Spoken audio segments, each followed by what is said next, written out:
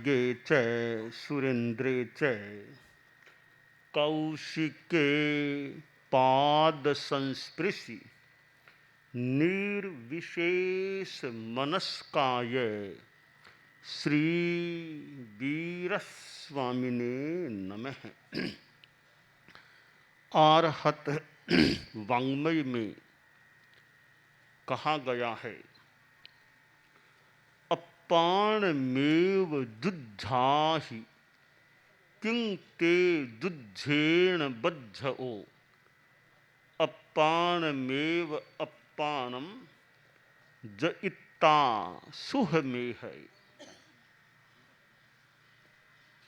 आदमी शांति से और सुख युक्त जीना चाहता है। आदमी ही नहीं और प्राणी भी जिनके पास मन है सामान्यतया सुख चाहते हैं। सब्बे पाणा परमाहम्या, दुख से दूर रहना चाहते हैं। और सर्व दुख मुक्ति प्राप्त हो जाए वह तो परम स्थान होता है। सर्व दुख मुक्ति, जहां आठों ही कर्म नहीं रहे, वैसी मुक्ति जो मोक्ष की स्थिति होती है। और मोक्ष की प्राप्ति परम पद की प्राप्ति होती है, परंतु उसके लिए लगता है कुछ संघर्ष करना पड़ सकता है, युद्ध करना पड़ सकता है। सामान्यतया अहिंसा के जगत में ये युद्ध करने की बात अमान्य हो सकती है, परंतु शास्त्रकार तो महान व्यक्तित्व हैं। उन्होंने कहा युद्ध करो, युद्ध करो, आत्मना सह युद्धस्व, यानी अपाणमेव जुज्झाहि। युद्ध करो पर दूसरे के साथ नहीं, अपनी आत्मा से ही लड़ो, अपने आप से लड़ो। क्यों लड़े भी?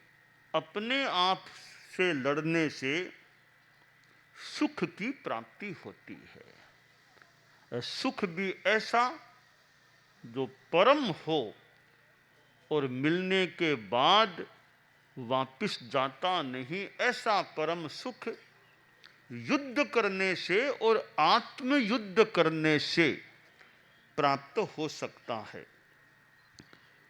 आत्मयुद्ध के संदर्भ में गुरु का सहयोग, पथ दर्शन, मार्गदर्शन, साया, संरक्षण भी प्राप्त हो सकता है। योग्य गुरु का मिलना, अच्छे गुरु का मिलना भी एक विशेष बात होती है। और गुरु अपने अपने तरीके से शिष्यों का निर्माण करने का प्रयास कर सकते हैं। और कहीं इतिहास में देखें तो गुरु अप्रसन्नता भी प्रकट कर देते हैं। गुरु अपने शिष्यों के प्रति कभी कभी इतिहास को देखें तो अप्रसन्नता या थोड़ी सी कड़ी दृष्टि का भी प्रयोग कर लेते थे। और थोड़ी कड़ाई के संदर्भ में उदाहरण देना हो तो भारमल जी स्वामी और मोजीराम जी स्वामी का उदाहरण ज्यादा अनुकूल बैठ सकता है।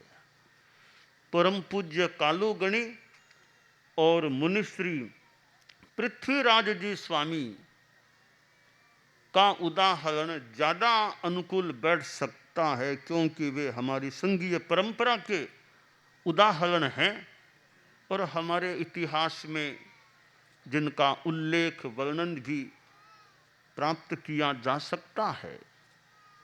आचार्य भिक्षु थे, ऐसा लगता है मोटा मोटी उनका मुनिकाल तो था ही नहीं।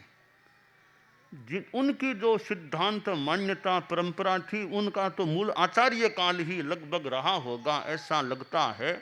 उनकी मुनि अवस्था अलग और आचार्य अवस्था अलग, या मुनि अवस्था में ऐसा हुआ और आचार्य अवस्था में ऐसा हुआ, ऐसा विभाजन करना थोड़ा कम संगत बैठ सकेगा, क्योंकि उनका तो मूल आचार्य काल ही, वो तो जब केलवा में दीक्षित हुए तो मोटा मोटी वो तो आचार्य के रूप में उनका फिर जीवन बीता है। किसी ने उनको उत्तराधिकारी भी नहीं बनाया।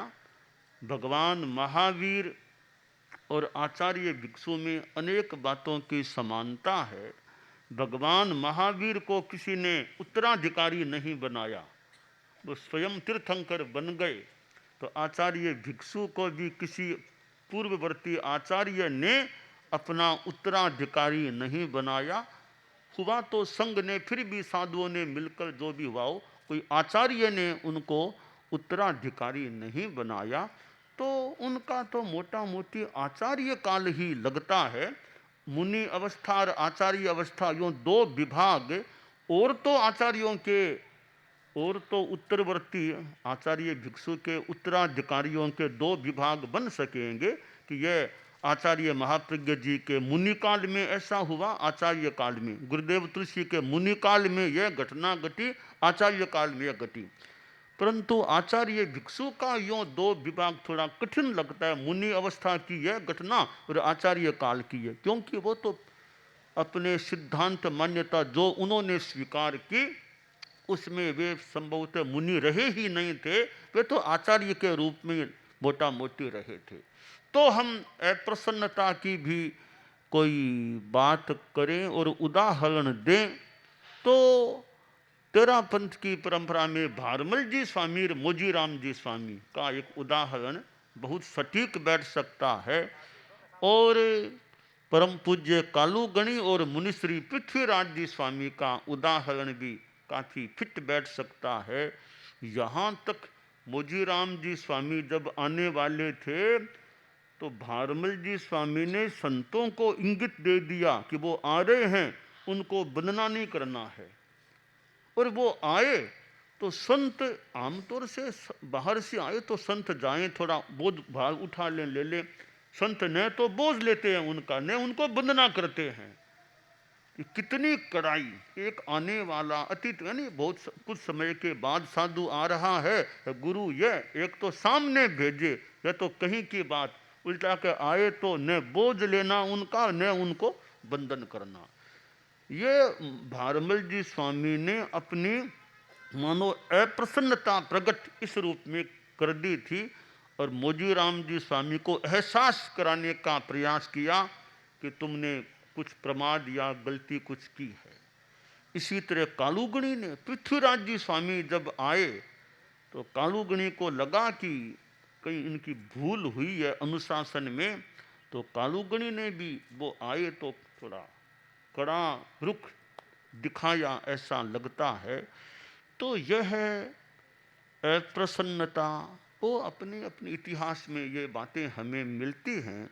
मुख्य बात है कि आचार्यों का, गुरुओं का पथ दर्शन जो मिले शिष्यों को, अनुशिष्टि मिले, संरक्षण मिले, और उसके द्वारा शिष्य आत्मयुद्ध में सफलता की दिशा में आगे बढ़े। क्योंकि निर्माण के लिए कहीं कहीं वो कड़ाई को भी एक सहायक तत्व माना जा सकता है।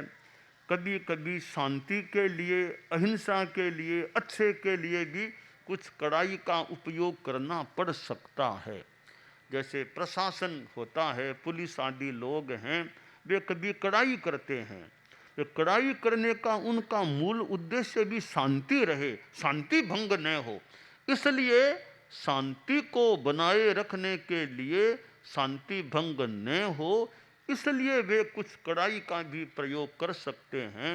उस कड़ाई का साध्य लक्ष्य है वो शांति, यानी कि हिंसा होता है। तो न्यायाधीश कोई फैसला थोड़ा कड़ा भी दे सकता है, पर कड़ा फैसला देने के पीछे मूल उद्देश्य व्यक्तिगत द्वेष नहीं होकर के कि भाई न्याय क्या है, न्याय के अनुसार सजा क्या मिलनी चाहिए, उसके अनुरूप वे अपना कर्तव्य निभाते हैं। ये एक न्यायाधीश का कर्तव्य होता है। तो कड़ाई है, कड़ाई का मूल लक्ष्य है व्यवस्था अच्छी रहे, निरपराधता रहे, और आगे दूसरे इस प्रकार की गलती करने से संकोच रखें। तो कई बार साध्य बहुत शुद्ध होता है, उस साध्य के लिए जो तरीका काम में लिया जाता है, तो गुरु का साध्य तो है शिष्य का निर्माण हो, शिष्य का विकास हो। तो उस साध्य के लिए कई बार इतिहास में जैसा देखते हैं, कड़ाई का उपयोग भी गुरु करते हैं कि भाई इसका विकास होना चाहिए, प्रमाद से यह दूर हो जाए। तो साध्य क्या है, लक्ष्य क्या है, यह बहुत ही एक महत्वपूर्ण बात होती है कि आदमी किस लक्ष्य से क्या काम करता है। एक डॉक्टर है, डॉक्टर है, मरीज को देखता है, वो देखा कि इसको तो इंजेक्शन लगाने की जरूरत है, तो इंजेक्शन लगाया जा रहा है। इंजेक्शन लगाने से थोड़ी सी वेदना भी मरीज को हो रही है, थोड़ी सी वेदना, थोड़ी पीड़ा हो रही है, और डॉक्टर को लगा ऑपरेशन जरूरी है। तो ऑपरेशन करने से और ऑपरेशन के बाद में भी कुछ पीड़ा, कुछ तकलीफ मरीज को हो सकती है। डॉक्टर जानता है कुछ पीड़ा होने वाली है, वो पीड़ा को जानते हुए भी वैसा करता है। डॉक्टर का लक्ष्य क्या है? लक्ष्य मरीज को पीड़ा देना नहीं है, लक्ष्य मरीज को स्वस्थ बनाना है। तो लक्ष्य अच्छा है तो उसके लिए थोड़ी पीड़ा भी वो देनी होती है, देनी पड़ती है। उस थोड़ी सी पीड़ा के द्वारा बड़ी पीड़ा से डॉक्टर मरीज को मुक्त करने का प्रयास करता है। डॉक्टर ऑपरेशन करने के लिए पेट को भी चीर देता है, पेट को खोल देता है, परंतु पेट को खोलने का लक्ष्य क्या? इसको गड़बड़ी को निकालना है, गांठ आदि को निकालना है, ठीक करना है। तो डॉक्टर का लक्ष्य साध्य है मरीज को स्वास्थ्य प्रदान करना। और मरीज भी कितना विश्वास करता है डॉक्टर को, अपने शरीर को एक बार सुपुर्द करके, भले डॉक्टर बेहोश करेगा कुछ भी, कितना विश्वास होता है। तब इस प्रकार मरीज डॉक्टर को अपना शरीर चिकित्सा के लिए अर्पित कर देता है। दुनिया में विश्वास का भी बड़ा महत्व होता है। अब डॉक्टर का लक्ष्य है मरीज को स्वास्थ्य प्रदान करना। अब एक डाकू है, वो भी किसी का पेट खोल देता है, छुरा घोंपता है, पेट को भेद देता है, छेद देता है। अब डॉक्टर ने भी पेट को खोला है और डाकू ने भी पेट को खोल दिया, पर दोनों के साध्य में कितना बड़ा अंतर है। डाकू का साध्य वह नहीं है कि मैं इसको स्वास्थ्य, वो तो उसको मारना चाहता है। तो क्रिया में समानता होने पर भी साध्य क्या है वो बहुत बड़ी चीज होती है। तो गुरु जैसा इतिहास में वो कड़ाई भी की है या करते हैं, की है, तो उनका साध्य यह हो कि शिष्य का निर्माण हो, शिष्य प्रमाद से मुक्त रहे, अच्छे मार्ग पर चले। और उस प्रयोग से जब शिष्य प्रमाद मुक्त हो जाता है तो मानो वो गुरु के द्वारा दी गई दवाई सफल हो जाती है। तो यह निर्माण करना और आत्म युद्ध में आगे बढ़ना, कि आत्म युद्ध में आगे बढ़ना है तो अप्रमाद का सहारा लेना होगा। उसके बिना आत्म युद्ध में कठिनाई हो सकती है। प्रमाद काम का नहीं। सैनिक होता है तो सैनिक किस प्रकार अपने आप को अर्पित करता है देश की सेवा के लिए, अपने प्राणों की भी मानो परवाह नहीं करके वो देश के लिए आगे आता है। और सैनिक शस्त्र का उपयोग भी कर लेता है। तो वहां सैनिक का लक्ष्य क्या? सैनिक का लक्ष्य अगर यह मुझे राष्ट्र की रक्षा करना है, कि राष्ट्र की रक्षा के लिए मुझे कुछ करना पड़ता है, तो ठीक है, हिंसा तो वो एक प्रकार से किसी को मार दे तो हिंसा तो हो गई, पर हिंसा के भीतर के परिणामों में अंतर हो सकता है। तो डाकू और डॉक्टर में कितना अंतर है? तो हिंसा में भी कोई मात्र द्रव्य हिंसा है, कोई भाव हिंसा है। एक साधु चल रहा है, केवल ज्ञानी साधु है, चलते चलते कोई योग संयोग नियति का योग एक जंतु केवल ज्ञानी साधु के पैर के नीचे आ गया और वो मर गया। ऐसे तो देखें तो जीव मरा है, तो जीव साधु के पैर से मरा है। यह भी तथ्य है कि साधु के पैर से कुचले जाने से वह मरा है, परंतु सिद्धांत कहता है उस हिंसा के होते जीव के मरते समय भी केवल ज्ञानी के पाप का बंध नहीं होता, केवल ज्ञानी मूलतः दोष का भागी नहीं होता है, और उस समय भी केवल ज्ञानी के तो पुण्य का बंध हो रहा हो सकता है। यानी वो हिंसा द्रव्य हिंसा है, पाप कर्म का बंद करा सके वो शक्ति उस हिंसा में नहीं है। तो हिंसा के अनेक भंग हैं, किस परिणाम, किस लक्ष्य, किस तरीके से क्या किया जा रहा है। तो यह आत्मयुद्ध की बात है। यहाँ अहिंसा की चेतना का विकास होना चाहिए। आत्मयुद्ध में मोह कर्म को जीतने का प्रयास होना चाहिए कि आत्मयुद्ध किसके साथ करें? भी खुद की आत्मा में जो मोह का संस्कार है उसके साथ युद्ध करो। वो भी आत्मा है, यानी कसाय आत्मा है। उस कसाय आत्मा से हमारी चारित्र आत्मा, शुभ योग आत्मा, सम्यक दर्शन आत्मा और हो तो वीर्य आत्मा, ये सब उस कसाय और अशुभ योग मिथ्या दर्शन इनके साथ युद्ध हो, और आखिर करते करते आत्मा विजय को प्राप्त हो जाती है। परम जब स्थिति बन जाती है तो वह सर्व दुख मुक्ति और सिद्धावस्था भी प्राप्त हो सकती है। तो यह दुनिया में जो बाहर के युद्ध होते हैं उनसे तो अशांति भी हो सकती है, पर आत्मयुद्ध है उससे तो आत्मा परम शांति को प्राप्त कर सकती है, कर लेती है। तो हम आत्मयुद्ध का भी प्रयास करें कि हमारे कसाय, गुस्सा, मोह, ये अहंकार, माया, लोभ, राग, द्वेष, घृणा, इनको हम खत्म करने का प्रयास करें और उन पर प्रहार करें, अच्छी तरह प्रहार करें। वो छोटी सी बात है, वो जीप जा रही थी, ड्राइवर वो जीप अकेला ही आदमी था, चला रहा था, वो धोरा आया, फिर वो बहुत कोई गड्ढे से आ गए, खाई, गड्ढे, कीचड़, बहुत ऐसी स्थिति आ गई। तो वो थोड़ी जीप का यंत्र था वो गड़बड़ा गया, खराब हो गया, यंत्र खराब हो गया। अब जीप का चलना बंद हो गया। तो ड्राइवर ड्राइविंग करना तो जानता था, यंत्र को ठीक करना तो जानता नहीं था। सोचा कोई मिस्त्री मिल जाए तो काम हो।